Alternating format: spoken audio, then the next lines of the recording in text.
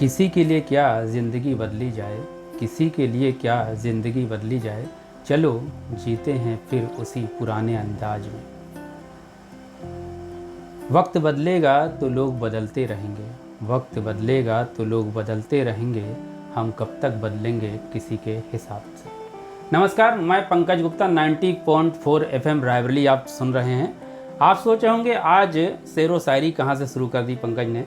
तो अगर स्टूडियो में सामने खूबसूरत सी कविताएं लिखने वाली कल्पना अवस्थी बैठी हों तो क्यों ना हम शेरो शायरी करें। अपने आप ही मन से निकलने लगता है और कल्पना अवस्थी हमारे सामने बैठी हैं। कल्पना, स्वागत है आपका स्टूडियो में। बहुत बहुत आभार पंकज जी। कहाँ से शुरू की आपने, कल ये कैसे शौक़ लगा कि कविताएं लिखी जाए? पंकज जी, मैं बचपन से ही जब छोटी थी तो मैं तुकबंदियाँ मिलाती रहती थी, चाहे वो विद्यालयी कविताएं रही हों और या फिर मेरी कहीं पर मैंने कोई गीत सुना हो तो उसके आगे की लाइन मैं स्वतः बना करके और पिताजी को सुनाती थी। तो पापा कहा करते थे कि लगता है कि आगे चल के कवित्री ही बनेगी, ये बहुत अच्छी तुकबंदी लगा लेती है। अभी कुछ दिन पहले 15 अगस्त निकला है, क्या कुछ आपने लिखा था 15 अगस्त के लिए? जी, मैंने 15 अगस्त पे एक कविता अपनी तैयार की थी, वो मैं आपके समक्ष प्रस्तुत करना चाहूँगी।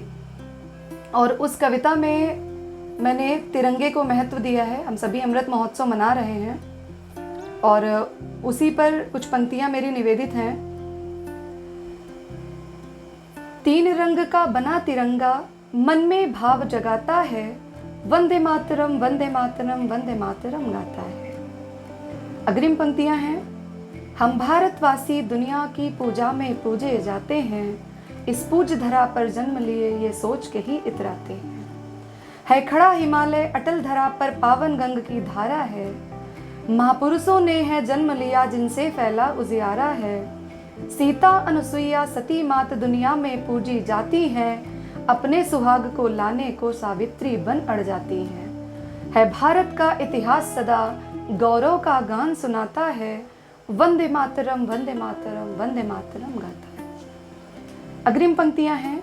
क्यों अगस्त और जनवरी में ही बस प्रेम देश पर आता है, आसमान में फहरा तिरंगा फिर सड़क पे फेंका जाता है। यह रीति तुम्हारी कैसी है, कुछ पल की जिम्मेदारी है, तुम हो भारत के रक्षक गण, तेरी ही पहरेदारी है। दूर गगन में लहराए पर मन का मान बढ़ जाता है, वंदे मातरम वंदे मातरम वंदे मातरम गाता है। कितनों ने दी है कुर्बानी, जाने कितनी दी है वीरों ने, भगवान भी भाई बने यहाँ फिर दिखे सभा में चीरों में। अब नहीं ज़रूरत है हमको कि कोई छिपकर वार करे, अब नहीं ज़रूरत है हमको कि देश में भ्रष्टाचार करे। है भारत एक अखंड अटल, हम इसकी आन दिखा देंगे। है भारत एक अखंड अटल, हम इसकी आन दिखा देंगे। काबा काशी में भेद न हो, वो हिंदुस्तान बना देंगे। हो राम के घर में ईद सदा, रहमान के घर दिवाली हो राम के घर में ईद सदा, रहमान के घर दिवाली हो। सब भला बुरा सब जाएं भूल, मन हर कटुता से खाली हो। बस प्रेम ही प्रेम के मेघ झरें, बस प्रेम ही प्रेम के मेघ झरे, मन सोच के ही इतराता है, वंदे मातरम वंदे मातरम वंदे मातरम गाता है। वंदे मातरम गाता है। साहित्यिक आंगन के इस कार्यक्रम में देशभक्ति का ये जो गीत कल्पना ने गाया है वाकई बहुत अच्छा है और एक प्रेरणा भी देता है कि हमें अपने राष्ट्र के लिए, अपने देश के लिए सभी को एक होना चाहिए। कल्पना, क्या वीर रस के साथ साथ श्रृंगार रस भी आप गाती हैं? हाँ, मैंने श्रृंगार रस की कुछ गज़लें और कुछ पंक्तियाँ, काव्य पंक्तियाँ लगभग लिखी हुई हैं, पर उनको ज़्यादा वरीयता नहीं दी मैंने अपने जीवन में। पर मैं श्रृंगार पे लिखती हूँ। जब मेरा मन करता है और मैं कुछ बदलाव चाहती हूँ तो उस वक्त मैं श्रृंगार रस की कुछ पंक्तियाँ लिखती हूँ, प्रेम पे लिखती हूँ, जो कि मेरे शौक़ में है। एक आपने लिखा था तेरे बिन जाने जा, वो बहुत फेमस हुई थी आपकी जी। और रायबरेली में युवाओं के लिए काफ़ी, वो जो है युवाओं के बीच में काफ़ी प्रसिद्ध थी वो, जी, है ना? क्या वो सुना सकती हैं आप? हाँ जी, बिल्कुल सुना सकती हूँ। वो मेरी गेय पद में है पंक्तियाँ। तेरे बिन जाने जा, तेरे बिन जाने जा कैसे रहूं न रह पाऊं, तेरे बिन जाने जा कैसे रहूं न रह पाऊं। तेरे बिन जाने जा कैसे रहूं न रह पाऊं, कितनी तकलीफ है इस बात को न कह पाऊं, कितनी तकलीफ है इस बात को न कह पाऊं। समेट लो मुझे तुम तो हो एक समंदर से, समेट लो मुझे तुम तो हो एक समंदर से, बन के लहरें मैं तेरे साथ साथ बह जाऊं, बन के लहरें मैं तेरे साथ साथ बह जाऊं, तेरे बिन जाने जा कैसे रहूं न रह पाऊं। जैसे कुमार विश्वास ने गाया था, कुछ वैसे ही अंदाज में जो है कल्पना ने युवाओं के दिलों को छूने का प्रयास किया है। और बहुत से युवा कवि हुए हैं कल्पना, अभी तक आप कहाँ कहाँ जो है, आपने भी कई कवि सम्मेलन जो है अटेंड किए हैं, तो क्या एक्सपीरियंस रहा आपका, क्या अनुभव रहा? देखिए पंकज जी, अनुभव ये रहा है कि मुझे बचपन से ही, मतलब जब भी कभी, चाहे वो विद्यालय का कुछ कार्यक्रम रहा हो या फिर मैं कहीं अलग गई हूँ, तो मुझे कभी डर नहीं लगा। मतलब मैं स्टेज पे जाने से कभी नहीं डरी। तो एक सबसे जो ज़रूरी चीज़ होती है आपके किसी कविता को प्रस्तुत करने में या कहीं पर जा कर के अपने कार्यक्रम में हिस्सेदारी करने में, वो आपका सकारात्मकता से भरा हुआ और आपके अंदर का जो विश्वास है, आत्मविश्वास, वो कहीं भी कमज़ोर नहीं होना चाहिए। तो आप अपनी जो प्रस्तुति है वो बहुत प्रभावशाली दे सकते हैं। और जहाँ तक मुझे लगता है कि ये जो कवि सम्मेलन होते हैं, ये एक प्रतिभा निखारने का सबसे बड़ा माध्यम होते हैं, वो एक अलग बात है। पर जो मन की भावनाएं वहाँ पर व्यक्त की जाती हैं, उनसे हम सभी के अंदर तमाम प्रकार के रसों का संचार होता है और हम जीवन के भावों के प्रति और उन्मुखता से बढ़ते जाते हैं और कुछ कर गुजरने की ख्वाहिश और अधिक मन में पनपती जाती है। आपकी एक रचना आई थी हौसला जी, वो अगर आपको याद हो तो हम सुनना चाहेंगे और हमारे दर्शक भी सुनना चाहेंगे। जी, मैं बिल्कुल आपको सुनाऊंगी। और ये हौसला कविता मेरी उन सभी को समर्पित रही है जो जीवन में कठिनाइयों के दौर में जब आते हैं तो वो अपने आप को बहुत कमज़ोर समझते हैं, हारा हुआ मानते हैं। मैंने ज़िंदगी में सब कुछ स्वीकारा है पर कभी हार स्वीकार नहीं की, और हार को स्वीकार नहीं किया मैंने। तो मैंने लिखा था, रख हौसला गिरकर फिर से चलने का, रख हौसला गिरकर फिर से चलने का, कर हौसला नया कुछ बदलने का। चलते चलते कई बार गिरना होगा, चलते चलते कई बार गिरना होगा, गिरकर उठना, उठकर संभलना होगा। जब तक हौसला बरकरार है कोई हरा नहीं सकता, जब तक हौसला बरकरार है कोई हरा नहीं सकता। जिसने छोड़ दिया हौसला वो जीत का झंडा फहरा नहीं सकता। दिखा दी हमने दुनिया को अपनी सफलता की कहानी, भले थके पैर भरे आंखों में पानी। लोगों की सोच मोम सी पिघलती है, लोगों की सोच तो मोम सी पिघलती है, और सफलता के साथ ये दुनिया हर रोज चलती है। उन्हें जीत कर दिखाओ जो तुम्हारे हारने का इंतज़ार करें। ऐसे ही लोग हौसले की चिंगारी मन में हैं भरे। कल्पना याद करें लोग, आओ ऐसा कुछ काम करें। अब डर मत, नया उत्साह भरना होगा, गिर कर उठना, उठकर फिर से संभलना होगा।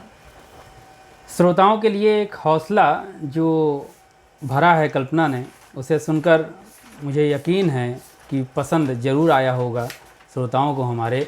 और श्रोताओं की बहुत दिन से ख्वाहिश भी थी ये कि इस तरह की कोई युवा कवि या कवित्री हमारे स्टूडियो में आए और अपने गीतों से आप लोगों को जो है उत्साहित करे। एक अहंकार जो है, आपने अहंकार शब्द का उपयोग किया था एक कविता में, और वो भी काफ़ी आपकी जो है फेमस हुई थी, उसे सुनना चाहेंगे श्रोता हमारे। जी पंकज जी, मेरी जो कविता अहंकार थी वो बहुत ही अधिक पसंद की गई रोमस बीनिया में भी, और बहुत सारी जगहों पर मैंने देखा था लोग पढ़ रहे थे। बाकी मेरे जानने वालों ने भी बहुत ही प्रोत्साहित किया था मुझे उसको लेकर के। तो अपनी कुछ पंक्तियाँ निवेदित करना चाहूँगी। क्या कभी कुछ जीता है किसी ने अहंकार से, क्या कभी कुछ जीता है किसी ने अहंकार से, और नफ़रत से क्यों जूझना जब सब कुछ मिले प्यार से, और नफ़रत से क्यों जूझना जब सब कुछ मिले प्यार से। ईश्वर ने अगर कोई खूबी दी है ये उसका उपकार है, जो मिल गया उसकी कद्र नहीं, जो नहीं मिला उसी का इंतज़ार है। और करो कुछ ऐसा कि दुख ना हो किसी को तुम्हारे व्यवहार से, करो कुछ ऐसा कि दुख ना हो किसी को तुम्हारे व्यवहार से, नफरत से क्यों जूझना जब सब कुछ मिले प्यार से। अहंकार सुदृढ़ व्यक्तित्व को तोड़ देता है, अहंकार सुदृढ़ व्यक्तित्व को तोड़ देता है, भरी भीड़ में भी अकेला छोड़ देता है। अहंकार की अभिव्यक्ति सच्ची नहीं होती, अहंकार की अभिव्यक्ति सच्ची नहीं होती, अहम के दर्प की जिंदगी अच्छी नहीं होती। अहंकार अपनत्व का हनन करता है, अहंकार अपनत्व का हनन करता है, अहम श्रेष्ठ की श्रेष्ठता का दमन करता है। छोड़ दो अहम को शीघ्रता से प्रतिकार से, छोड़ दो अहम को शीघ्रता से प्रतिकार से, नफरत से क्यों जूझना जब सब कुछ मिले प्यार से, नफरत से क्यों जूझना जब सब कुछ मिले प्यार से। जिसमें अपना चेहरा नहीं वजूद दिखे वो दर्पण देखो, बहुत कुछ मिलेगा सबसे पहले करके कुछ अर्पण देखो। दूसरों को दूसरों के गुणों को भी मान देना, हुनर प्रत्येक में है इस बात को सम्मान देना। गर्व व अहंकार में फ़र्क होता है, गर्व व अहंकार में फ़र्क होता है, सूखने पर भी गुलाब में खुशबू का अर्क होता है, सूखने पर भी गुलाब में खुशबू का अर्क होता है। तो काहे की नफरत काहे का अहंकार, तो काहे की नफरत काहे का अहंकार, मरकर भी जिंदा रहें लोगों के दिलों में, आओ करें ऐसा व्यवहार। कल्पना मुश्किल नहीं है, कल्पना मुश्किल नहीं है, कुछ भी पा लेना प्यार से, चाहे हामी भी भरवा लो किए हुए इनकार से। और नफरत से क्यों जूझना जब सब कुछ मिले प्यार से, नफरत से क्यों जूझना जब सब कुछ मिले प्यार से। सच, जब नफरत से कुछ नहीं मिल सकता और प्यार से ही सब कुछ मिल सकता है तो फिर नफरत क्यों और अहंकार क्यों। अहंकार की वजह से ही तो बड़े बड़े युद्ध हो गए। अभी इसमें आपकी इस रचना में एक शब्द आया था दर्पण, जी, आपने दर्पण पर भी कुछ लिखा था, उसकी हाँ, एक किताब भी आपकी आने वाली है। जी जी, है ना, जी। तो उसको कुछ सुना सकती है दर्पण का कुछ। जी, मैंने दर्पण पे लिखा है, मेरी पंक्तियां हैं। बिंब का प्रतिबिंब बिंबित, बिंब का प्रतिबिंब बिंबित, सत्य का हर चिन्ह चिन्हित, मुझ में है होता प्रदर्शित कौन हूँ मैं, मुझ में है होता प्रदर्शित कौन हूँ मैं। ये आईना पूछता है दर्पण। चार मेरे रूप हैं, सुख दुख मन और धात्विक, स्वाश्रित हूँ बंधक नहीं, मेरी छवि होती है आत्मिक। चरित्र का दर्शन कराती कौन हूँ मैं, चरित्र का दर्शन कराती कौन हूँ मैं। उपज नहीं मस्तिष्क की, हूँ सहज सरल अवलोकनार्थक, उपज नहीं मस्तिष्क की, हूँ सहज सरल अवलोकनार्थक। भ्रम संशय अपवाद मेरे, भ्रम संशय अपवाद मेरे, हूँ क्लिष्ट पहेली आलोचनात्मक। प्रसाद की शोभा बढ़ाती कौन हूँ मैं, प्रसाद की शोभा बढ़ाती कौन हूँ मैं। कल्पनाओं से परे हूँ औपचारिकता न भाती, तू चाहता है कुछ भी देखे पर मैं नहीं मिथ्या दिखाती। समझने में उम्र बीत जाती कौन हूँ मैं, समझने में उम्र बीत जाती कौन हूँ मैं। स्वच्छंद सात्विक प्राकृत दर्पण हूँ मैं, सत्य पर अर्पण हूँ मैं, सत्य पर अर्पण हूँ मैं। सत्य पर अर्पण हूँ मैं। दर्पण की यही खास बात है कि वो सत्य ही दिखाता है और उसे स्वीकार भी करना पड़ता है। बदलाव कहीं से नहीं होता है, लेकिन कविताओं में बदलाव भी हो सकता है। कल्पना, एक बदलाव आपकी आई थी जी, क्या आपको याद है वो? हाँ पंकज जी, मुझे याद है। और बदलाव मैंने जो वर्तमान परिप्रेक्ष्य में मैंने देखा है कि समाज में बदलाव आ रहा है, ये बात सही है कि कलमकार ही अपनी कलम की ताकत से बदलाव समाज में ला सकता है। पर मैंने कुछ ऐसे पंक्तियों को अपने काव्य में समाहित किया है जो वाकई लगता है कि ये बदलाव नहीं होना चाहिए था। तो मैं बताती हूँ अपनी इस कविता में। ये किस बदलाव की ओर मुड़ गए हैं हम, ये किस बदलाव की ओर मुड़ गए हैं हम, और कहने को आधुनिकता के दौर से जुड़ गए हैं हम, और कहने को आधुनिकता के दौर से जुड़ गए हैं हम। पैर छूकर आशीर्वाद लेना पुराना हुआ, पैर छूकर आशीर्वाद लेना पुराना हुआ। कहने लगे हैं लोग बस हाय हेलो की गंगा में बहने लगे हैं लोग, बस हाय हेलो की गंगा में बहने लगे हैं लोग। गुणवत्ता से ज़्यादा नज़र अब ब्रांड पर है, गुणवत्ता से ज़्यादा नज़र अब ब्रांड पर है, जो अलग दिखे औरों से बस वही डिमांड पर है। दातून करने वाले चना चबाते थे, पीकर कुएं का पानी 100 साल तक जी जाते थे। प्यूरीफायर का पानी हम पीते हैं, फिर भी एक नई बीमारी के साथ हर रोज़ जीते हैं। प्यूरीफायर का पानी हम पीते हैं, फिर भी एक नई बीमारी के साथ रोज़ जीते हैं। जाने अब एक ऐसी परंपरा से जुड़ गए हैं हम, ये किस बदलते युग की ओर मुड़ गए हैं हम। भटक गए हैं फैशन के चकाचौंध भरे बाजार में, भटक गए हैं फैशन के चकाचौंध भरे बाजार में, संयुक्त से बट रहे हैं एकाकी परिवार में। अब बड़ों का रोकना टोकना बच्चों को नहीं भाता, अब बड़ों का रोकना टोकना बच्चों को नहीं भाता। सच है बीता हुआ वक्त लौट कर नहीं आता। अब बड़ों का रोकना टोकना बच्चों को नहीं भाता। सच है बीता हुआ वक्त लौट कर नहीं आता। दिन रात अपनों के लिए पैसे कमा रहे हैं हम, उन्हीं अपनों से दूर होते जा रहे हैं हम। बदलाव का झोंका हर ओर छा गया है, बदलाव का झोंका हर ओर आ गया है। आधुनिकता का कोहरा हर ओर छा गया है। कल्पना ये कैसे बंधनों से जुड़ रहे हैं हम, और ये किस बदलाव की ओर मुड़ रहे हैं हम। गुड़ रोटी खाकर पूरा दिन काम करते थे लोग, खेत घर सब संभाल भी न थकते थे लोग। बदलाव की ठिठुरन से कांप रहे हैं, प्रोटीन विटामिन खाकर भी हाँप रहे हैं। मांग में सिंदूर माथे पर बिंदी आंचल सिर पर रखती थी, मांग में सिंदूर माथे पर बिंदी आंचल सिर पर रखती थी। साधारण सी साड़ी में भी नारी बला की खूबसूरत दिखती थी। ये भी तो देखो पैमाना बदल गया, ये भी तो देखो पैमाना बदल गया। कितनी तेजी से ये जमाना बदल गया। स्कूल से आकर बस खेलने भाग जाना, बाग में घूमने के लिए सुबह ही जाग जाना।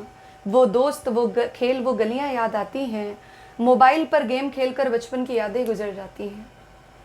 अपना टिफिन बचाकर दोस्तों का खाना, एक दूसरे को चिढ़ाकर हंसते हुए भाग जाना। नहीं रहा अब वैसा कुछ, नहीं रहा अब वैसा कुछ, ये सोच कर कुड़ रहे हैं हम। आखिर ये किस बदलाव की ओर मुड़ रहे हैं हम, ये किस बदलाव की ओर मुड़ रहे हैं।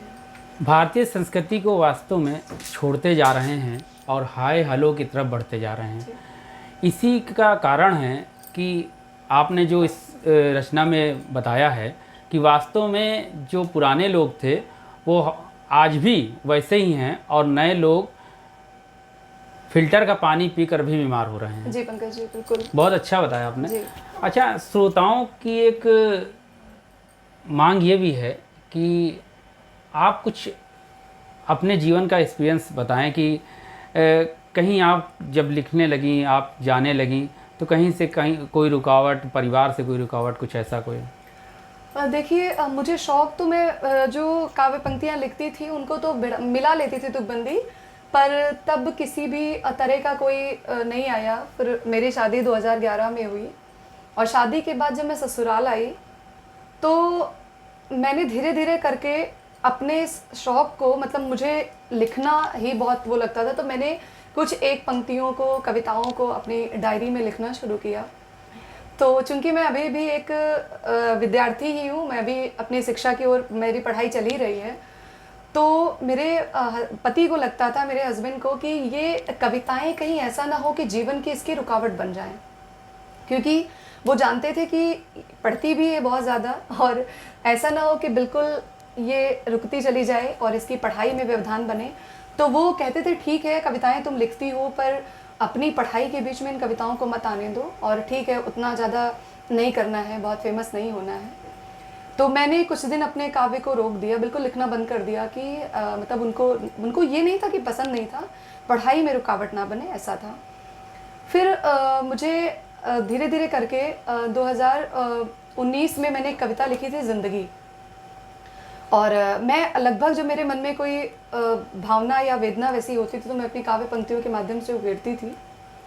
और चंडीगढ़ यूनिवर्सिटी में डॉक्टर वधान जी हैं, डॉक्टर वधान जी ने एक बार मुझसे कहा कि मैंने अपनी एक कविता उनको भेजी और उन्होंने कहा कि क्या लिखती हो तुम, सरल सहज रूप से भी कोई समझ सकता है कि ये किसी ने लिखा है, बहुत बढ़िया, तुम्हारा जो काव्य है बहुत अच्छा है, तो तुम क्यों इसको कहीं छपवाती नहीं हो। तो मैंने कहा सर बस लिखने का शौक़ है, मैं लिखती हूँ, कभी ऐसा मंच मिला नहीं मुझे कि जो मुझे आगे ले जाए। उसके बाद 2021 में मुझे हिंदी रचनाकार ग्रुप, जो हम जैसे ही लेखकों का, कवियों का मार्गदर्शन करने के लिए बनाया गया, और उसके संयोजक, कार्यक्रम में करने वाले पंकज जी, आपका स्वयं ही बहुत बड़ा योगदान रहा है मेरे इस सफ़र में। अभिमन्यु भैया और पुष्पा दीदी, इन सब के मार्गदर्शन से ही मैं यहाँ पर आई हूँ, पहुँची हूँ। तो जब मुझे हिंदी रचनाकार ग्रुप मिला तो मैं मुझे किसी के माध्यम से ही पता चला पंकज जी के द्वारा कि वो जो लिखने वाले होते हैं उनको एक नया रास्ता दिखाते हैं। तो मैंने अपनी कुछ पंक्तियाँ हिंदी रचनाकार ग्रुप में भेजी और फिर वहीं से मेरे सफ़र का एक पहचान, जो कल्पना कहीं गुमनाम थी, हिंदी रचनाकार ने वो विशिष्ट पहचान दी। और मुझे प्रेरणा देते रहे डॉक्टर संतलाल जी, पुष्पा दीदी, डॉक्टर वैशाली चंद्रा मैम, अभिमन्यु भैया, पंकज जी, और बहुत सारी मेरे काव्य को उन्होंने पूरा देश विदेश तक मेरी काव्य पंक्तियाँ पहुँची और मैं धीरे धीरे करके एक गुमनामी से कल्पनावस्थी एक पहचान बनती चली गई और आज आप सबके समक्ष वो परिणाम है। तो मैं सबसे पहले आभार व्यक्त करती हूँ अपने जीवन में जुड़े हुए उन सभी लोगों का जिन्होंने मुझे मेरे काव्य, मेरी लेखनी के माध्यम से एक पहचान दी। और जहाँ तक मुझे लगता है कि आपकी लेखनी आपके व्यक्तित्व को बयां करती है। आपके अंदर अगर कुछ भी बदलाव लाने जैसा है तो आप कलम से बदलाव ला सकते हैं। तो बाकी मेरे जीवन में कभी रुकावट नहीं आई। फिर मेरे पति ने भी ये स्वीकार किया और उन्होंने फिर मुझे कभी रोका नहीं कि तुम मत लिखो बस परीक्षाओं के दौरान। बाकी मैं लिखती रही और शायद मेरा ये जो सफ़र है वो मेरे जीवन के अंतिम क्षण तक चलेगा कि मैं लिखती रहूँ। मतलब आपकी जो लेखनी थी जब उसको पसंद की जाने लगी तो उन्होंने भी परमिशन दे दी। जी, बहुत अच्छा। एक दर्पण पे आपने और लिखी थी कविता, जी, वो भी हम लोग सुनना चाहेंगे, श्रोता उसको भी सुनना चाहेंगे क्योंकि वो भी बहुत फेमस हुई थी आपकी। जी, जी, मैं बिल्कुल अपनी कविता आप सबके बीच में रखती हूँ। सजाती रही हूँ सभी के ही मन का, सजाती रही हूँ सभी के ही मन का, यही जिंदगी का समर्पण रहा है। गढ़े गीत में साज भरने की कोशिश में हर तार का बोल अर्पण रहा है। गढ़े गीत में साज भरने की कोशिश में हर ताल का बोल अर्पण रहा है। भरे सिंधु में ले उतर आई हूँ मैं, ये कश्ती कभी डगमगाने लगी है। मिलेगा किनारा भला किस तरह अब, ये आंखें मेरी भरभराने लगी हैं। उतर आई हैं फिर दुआएं मलय सी, उतर आई हैं फिर दुआएं मलय सी, बदला हुआ सब सुखद क्षण रहा है। सजाती रही हूँ सभी के ही मन का, यही जिंदगी का समर्पण रहा है। कदम बढ़ रहे हैं अनवरत दिशा में, दिशाहीन लेकिन न पथ होने देना। कदम बढ़ रहे हैं अनवरत दिशा में, दिशाहीन लेकिन न पथ होने देना। निर्देश देना मेरे मन को छूकर, अनुबंध मन का सजर होने देना। छवि हो या छाया उतारा हृदय में, छवि हो या छाया उतारा हृदय में, मेरी कल्पना का ये दर्पण रहा है। सजाती रही हूँ सभी के ही मन का, और यही ज़िंदगी का समर्पण रहा है। यही ज़िंदगी का समर्पण रहा है। यही ज़िंदगी का समर्पण रहा है। तो श्रोताओं, आपने सुना 90.4 FM रेडियो रायबरेली में कल्पना अवस्थी को साहित्यिक मंच पर आज, और इसी तरह हम आपका मनोरंजन करते रहेंगे और नए नए कवियों को स्टूडियो में बुलाते रहेंगे। एक कुछ लाइनों के साथ मैं आपको छोड़ के जाता हूँ, सुनहरे गीतों के साथ। खुददारी बेचकर किसी का है